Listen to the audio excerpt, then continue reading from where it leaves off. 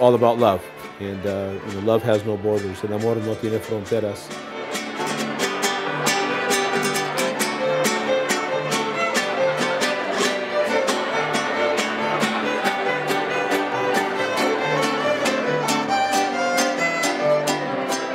The dinner is one of the main fundraising events for Border Angels. This is the third time we've done it, and it helps us with our programs.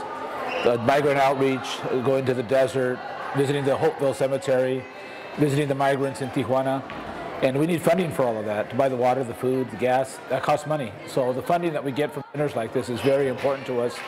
And we're very grateful for everybody coming, participating, and honoring the migrant community and helping out the Border Angels so we could continue our outreach. I want to welcome everybody here to the Border Angels dinner, La Cena de Ángeles de la Frontera. This is a great organization doing wonderful things. Enrique is a great leader in our community. And I just want to say thank you for coming out today. Thank you for supporting Border Angels. Thank you for supporting good people like Enrique and the work that he does. I'd like to welcome each and every one of you. And as we gather here this evening, we honor the Border Angels and the work that they do.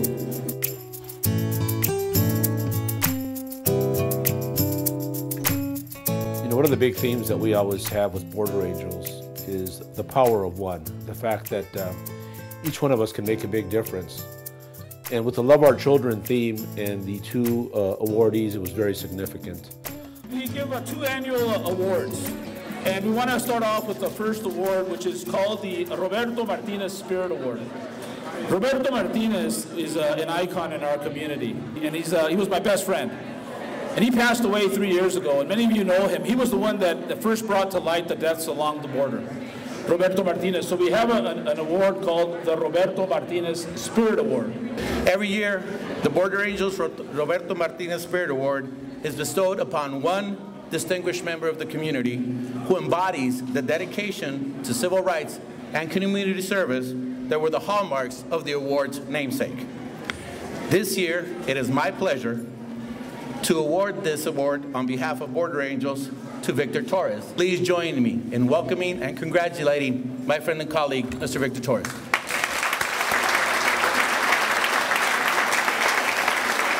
I appreciate that very much. And I want to also thank the board of directors for Border Angels and my friend Enrique for this honor, because let me tell you, to be recognized in the name of Roberto Martinez, a true pioneer of will and spirit, is especially meaningful to me. It always impressed me how Roberto managed to live with such grace and dignity and integrity and a true tenacity in the face of what must have seemed like overwhelming odds to make this his world and our community a better place. I was taught by my family that service to one's neighbors is service to one's God. And that's why I support the work and the mission of Border Angels. Because as Matthew tells us in the gospel, when you feed the hungry, when you give drink to the thirsty, when you shelter the stranger, when we do these things, we do them for Him. When we do these things for the least of our brothers, we do them for Him. And how we treat people, how we treat the stranger, how we treat the immigrant, and those searching for a better life says very little about them, but says everything about us. Border Angels' mission is Matthew 25:35. If I was hungry, did you give me to eat? If I was thirsty, did you give me to drink? Everybody knows that part of it, but there's also a part that says, if I was naked, did you clothe me?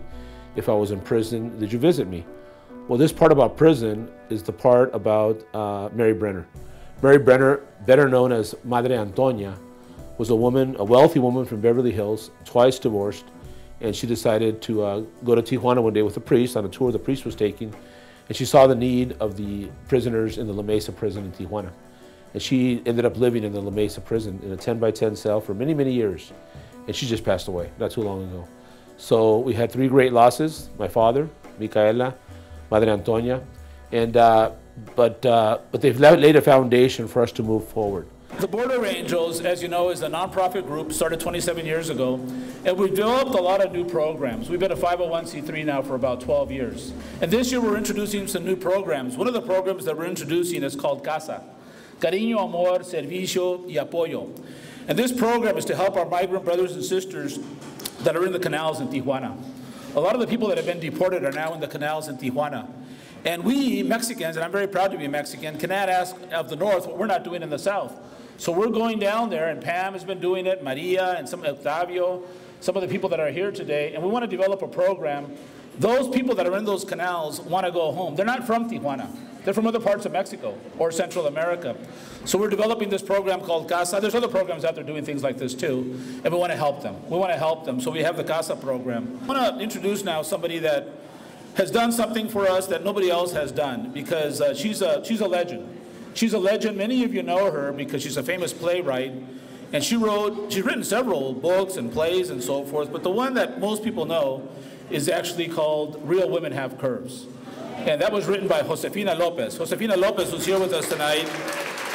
I was so inspired by hanging around with Enrique for 5 days and doing Marcha Migrante back in 2010, and going to Hopeville Cemetery and really seeing the reality of what happens. And I was so inspired, I wrote a play, and I really feel that God gave it to me, or some divine force, because I wrote it in 4 days.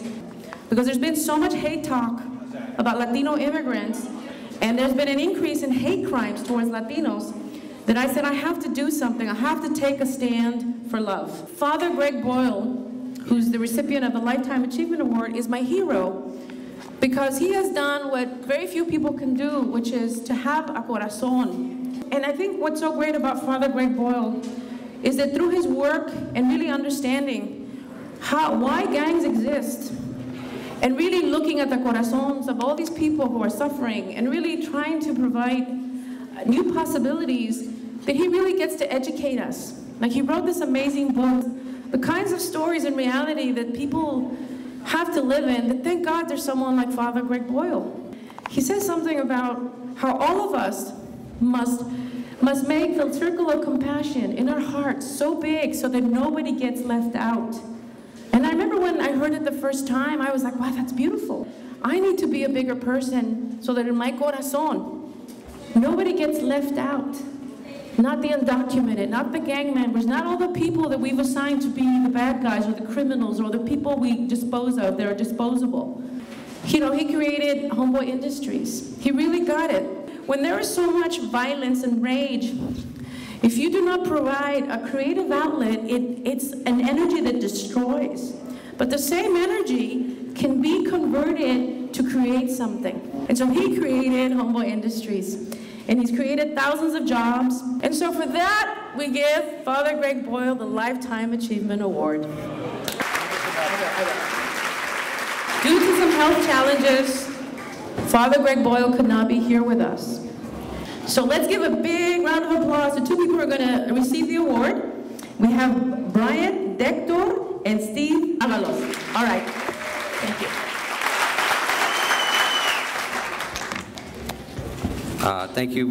Thank you for being here. For me, this is one of the greatest honors in my life, is to receive an award for Father G. He's known as Father Greg Boyle. To us, he's simply known as G. He's a man that he's buried 195 gang members throughout the years, through 25 years of being a part of Homeboy Industries. And every time he had to look at the family who was left behind. They say one of the greatest tragedies in life is not the one who dies, but not the one who dies young, but the one who dies while still living. And that is so true with the world we come from. Father G in his book talked about a story about a lady who had 2 sons. One of them was 18 years old, and he had already made it through the gang lifestyle. He had changed. He had already been enrolled into the military, and he just came home to visit his mother before he took off. His other brother was 16 years old and already caught up in that lifestyle, but trying to stay away from it. His 16-year-old brother was sitting on the porch while his 18-year-old brother was sitting in the house with his mother, and he was gunned down. G went to see the mother after the funeral and asked her, "Is there anything I can do?" And she said, "G, all I wish is no other mother will have to feel the pain that I felt." A few weeks later, her 18-year-old son was on the same porch, and he was gunned down. And G said when he went over the second time, his arms couldn't wrap around all her pain. But he said that's the vision of Homeboy Industries. Maybe we can come together and embrace each other's pain. That's the vision of kinship. That's what brings every gang member, rival enemies together, is that we are not different, we are the same. It's not you, it's not me, it's us. It's not us, it's not them, it's just us. To me, Homeboy Industries saved my life. I come from that gang lifestyle. My mother, my father, my aunts, my uncles, my cousins, my brothers are all from the same gang as I'm from and where I was raised. It was never about the gang, it was about where I was raised at. My father was murdered before I was born. My mom's sister was murdered shortly after. My mom's brother was shot 7 times. My mom's other brother was sentenced to life in prison. By the time I was 2 years old, my mom buried her best friend who was already doing life in prison. By the time I was 11 years old, my brother was 15 years old, and they opened him up with an AK-47 and took his life. By the time I was 17 years old, I was sentenced to life in prison. Only by the grace of God and the blessing of Homeboy Industry, after 17 years, I stand here before you and receive an award for Father Greg Boyle.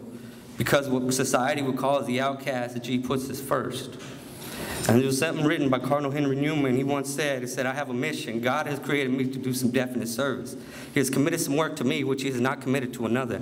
I have my mission. I may not know in this life, but I should be told in the next. I'm a link in a chain, a bond of connection between persons. He has not created me for naught. I shall do good. I shall do his work. I shall be an angel of peace, a preacher of truth, in my own place when not intending it.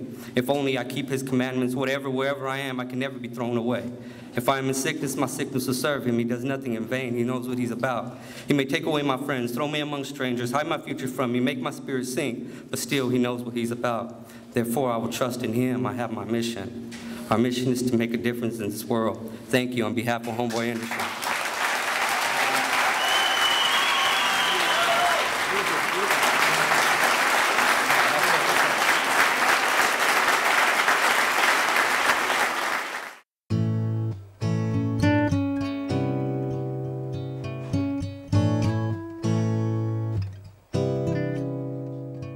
A man is walking along the beach with his son, and his son is picking up these starfish and throwing them into the ocean. And as he's throwing them into the ocean, the father says to the son, "What are you doing?" And he says, "Well, I'm throwing these starfish into the ocean." And the father says, "Yeah, I can see that, but why?" He goes, "Dad, it's so hot out here. These starfish are dying.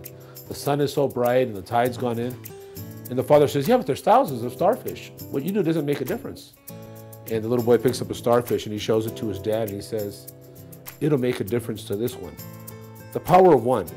Had that starfish been a person, maybe they could have shared or saved the life of some of the stories that I shared, of some of the people that have died out crossing the desert. I mentioned the 10,000 that have died because of Operation Gatekeeper, the almost 400 that died trying to reach an island in Italy, the 100 that died in the desert going to Algeria in the Sahara Desert. So the starfish story and the power of one is very significant.